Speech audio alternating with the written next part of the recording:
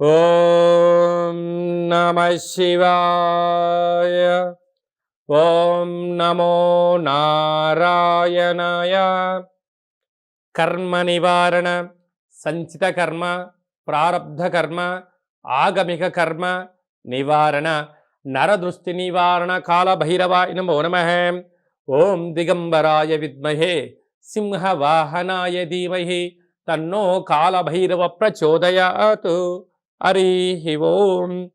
మా ఛానల్కి స్వాగతం. చూస్తున్న వీక్షకులకు, ప్రేక్షకులకు, ప్రియ కాళభైరవ భగవద్బంధులకి స్వాగతం పలుకుతూ మమ్మల్ని ఎంతగానో ఆదరిస్తూ ఉండబడినటువంటి ప్రియ సోదర సోదరీమణులకు అందరికీ, సనాతన ధర్మ సంరక్షకులకి, వీక్షకులకు, ప్రేక్షకులకు 2024 సంవత్సరంలో శేషభాగమైనటువంటి 15 రోజులకు వీడుకోలు పలుకుతూ 2025 సంవత్సరానికి స్వాగతం పలుకుతూ ఈ సంవత్సరంలో జరిగినటువంటి అష్టకష్టాలకు, ఇబ్బందులకు, అనారోగ్యాలకు స్వస్తి పలుకుతూ నూతన ఆనందంతో 2025 సంవత్సరం స్వాగతం పలకాలని కోరుకుంటూ 16/12/2024 నుండి 31 డిసెంబర్ 2024 వరకు పుట్టినటువంటి వారందరికీ కూడా ముందస్తుగా జన్మదిన శుభాకాంక్షలు.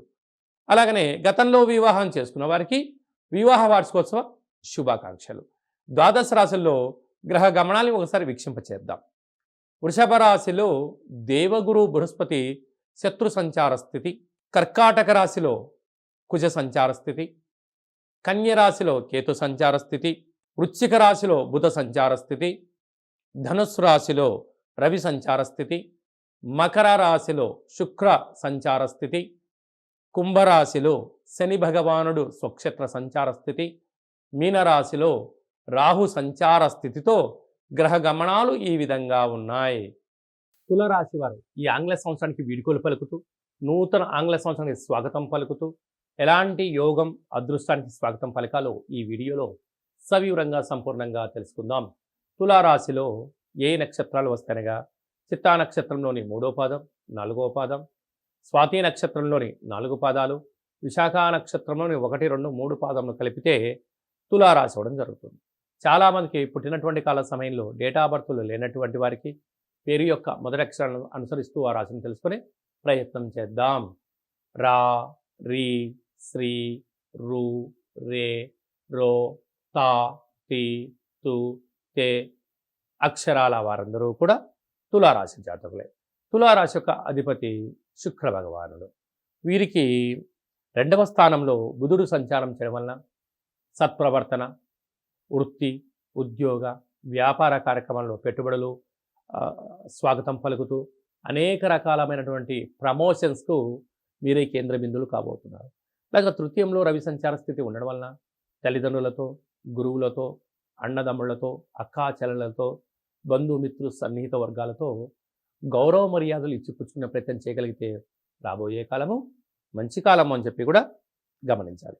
అర్ధాస్తమ శుక్రుడు మీ విలువైనటువంటి బంగారు ఆభరణాలు కానీ, ఫోన్లు, లావాదేవీలు, ల్యాప్టాప్లు, మెయిల్స్, మెసేజ్లు, బ్యాంక్ యొక్క ఓటీపీలు ఎంతో భద్రపరచుకోవాలి. లేకపోతే విలువైనటువంటి వస్తువులు పోగొట్టుకునే పరిస్థితి చాలా అధికంగా ఉంది. తస్మాత్ జాగ్రత్త.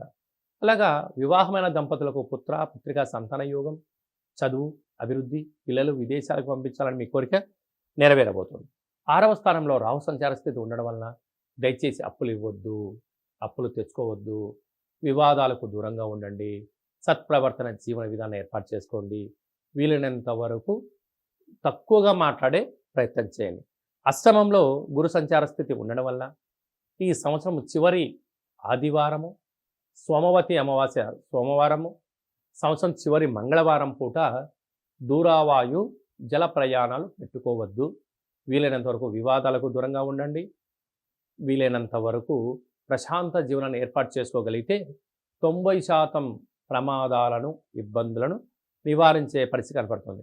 ఇలాంటి కాల సమయంలో ఏం చేయగలగాలి అన్నట్లయితే, ఒక గ్లాసు బియ్యాన్ని అన్నంగా వండి అందులో పెరుగును వేసి అందులో ఒక నిమ్మకాయను పెట్టి దిష్టి తీసి ప్రవహించే నీటిలో వేయడం వలన సకల దోషాలు తొలగిపోయి ఐశ్వర్యానికి, ఆనందానికి కొత్త సంవత్సరం స్వాగతం పలుకుతారు అని చెప్పి గమనించాలి. అలా కుదరలేదు, ఈ కింద మనం సంప్రదించినట్లయితే మీకు అనేక విధాలుగా విజయం సాధించడం కోసం వీడియో కాల్ ద్వారా కార్యక్రమం చేయించి ఈ కష్టాలకు ఫుల్ స్టాప్ పెట్టించి ఐశ్వర్యానికి స్వాగతం పలుకుతారని చెప్పి గమనించాలి.